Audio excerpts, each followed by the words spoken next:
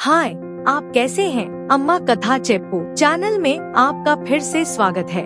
आज हम अम्मा कथा चेप्पू चैनल में पहले अपलोड की गई आनंद वर्मा और मंत्री भट्टी की हास्य कथा का दूसरा भाग सुनने जा रहे हैं। पहले भाग में हमने देखा कि आनंद वर्मा के सुंदर राज्य में मंत्री भट्टी ने अपनी बुद्धिमानी से एक बड़ी समस्या को कैसे हल किया। अगर आपने अभी तक पहला भाग नहीं देखा है तो लिंक डिस्क्रिप्शन में दिया गया है, जरूर देखिए।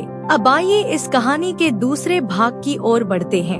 एक दिन राजा आनंद वर्मा अपने महल में बैठे थे, तभी उनका सेवक आया और सूचना दी कि पड़ोसी राज्य का राजा विक्रमार्क आपसे मिलने आया है। विक्रमार्क और आनंद वर्मा बचपन से बहुत अच्छे दोस्त थे। दोनों ने साथ पढ़ाई की थी और बड़े होकर अपने अपने राज्यों को बड़े अच्छे से चला रहे थे।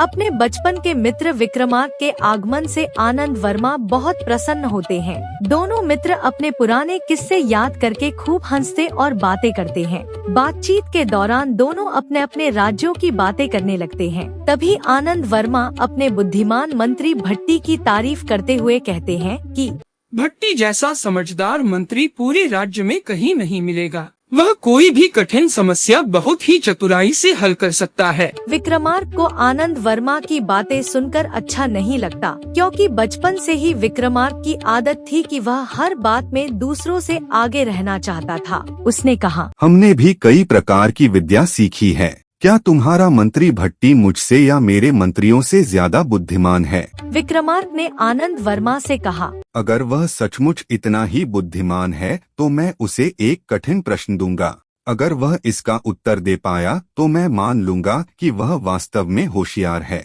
यह कहकर विक्रमार्क आनंद वर्मा से अपना कठिन प्रश्न कहता है और फिर कहता है, मुझे 1 महीने के बाद आकर इसका उत्तर चाहिए। विक्रमार्क के जाने के बाद आनंद वर्मा तुरंत अपने मंत्री भट्टी को बुलाते हैं और सारी बात बताते हैं। आनंद वर्मा कहते हैं, यह हमारे राज्य की प्रतिष्ठा का सवाल है। किसी भी हाल में हमें इस प्रश्न का उत्तर खोजना ही होगा। भट्टी मुस्कुराते हुए कहता है, राजा साहब, आप चिंता मत करिए, हर प्रश्न का उत्तर होता है। पहले आप मुझे बताइए कि वह प्रश्न क्या है। तब आनंद वर्मा भट्टी को विक्रमार्क का प्रश्न बताते हैं। विक्रमार्क ने कहा है कि जब वह लौट कर आएंगे तो उन्हें एक बर्तन भरकर बुद्धि देना होगा। भला बुद्धि को बर्तन में कैसे भरा जा सकता है? यह तो केवल हमारे राज्य का अपमान करने के लिए उसने पूछा है। भट्टी ने फिर मुस्कुराते हुए कहा, राजा साहब, आप बिल्कुल चिंता न करें। हमारे राज्य की प्रतिष्ठा को बचाना मेरी जिम्मेदारी है।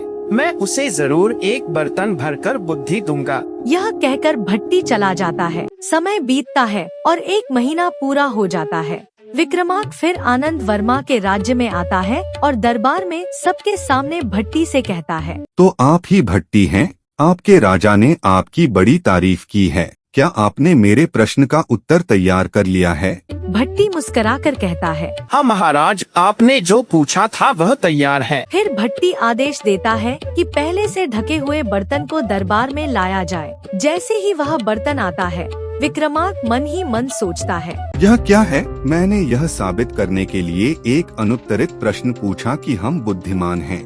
क्या आप वाकई बर्तन में बुद्धि ला रहे हैं? भला बुद्धि को बर्तन में कैसे रखा जा सकता है? सबकी निगाहें उस बर्तन पर टिकी होती हैं। भट्टी वह बर्तन विक्रमार्क को देते हुए कहता है, महाराज, इस बर्तन में बुद्धि भरी हुई है, लेकिन इसकी असली बुद्धि को समझना हर किसी के बस की बात नहीं है। विक्रमार्क बर्तन का ढक्कन खोलते हैं और अंदर देखते ही चौंक जाते हैं। उसमें एक बड़ी तरबूज रखी होती है। अब विक्रमार्क सोच में पड़ जाते हैं कि इतनी बड़ी तरबूज इतनी पतली गर्दन वाले मिट्टी के बर्तन में कैसे आ गई। अगर वे कहते हैं कि इसमें कोई बुद्धि नहीं है तो सबको लगेगा कि वही मूर्ख है, क्योंकि वह इस राज को समझ नहीं पाए। अंत में विक्रमार्क भट्टी की चतुराई की तारीफ करते हुए कहते हैं, सचमुच भट्टी, आप सबसे बुद्धिमान हैं। दरबार में बैठे सभी लोग खुशी से तालियां बजाते हैं।